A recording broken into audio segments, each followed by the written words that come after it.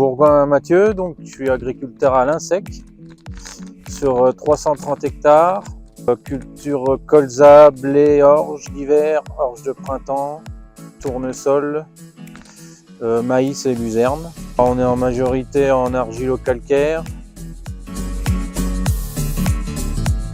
L'année dernière, j'ai fait du fertiactile sur mes colzas, des colzas qui n'étaient pas terribles au mois d'octobre, par là.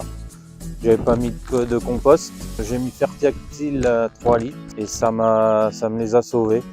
Après, en faisant le suivi, on a vu une grosse différence au niveau des pivots. L'automne là, j'ai utilisé de l'iris que j'ai essayé sur du blé. Et ben sur mon blé, c'est celui qui est ici, c'est que avec toute l'eau qu'on a eue après le désherbage, ça l'a un peu cogné. Avant de repasser avec le deuxième désherbage, j'ai voulu passer avec de l'iris pour le rebooster, quoi. J'ai fait toute la parcelle et j'ai fait une partie le long de l'avoine que j'ai rien mis pour qu'on puisse faire un suivi.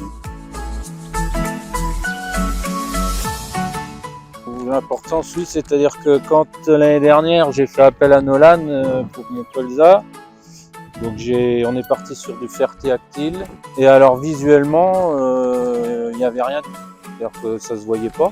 Et donc Nolan a insisté pour faire le suivi, ça a été un peu le déclic, c'est-à-dire qu'on a vu une différence au niveau du pivot assez incroyable. Et c'est pour ça que c'est important, parce que si j'avais mis le produit sans faire le suivi, j'en aurais pas remis après, parce que visuellement, ça ne se voyait pas.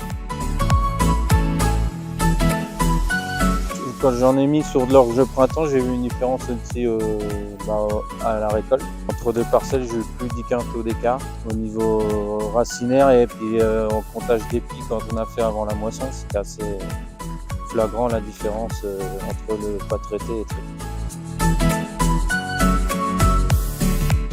Bon, le biostimulant, c'est assez flagrant et je le recommande.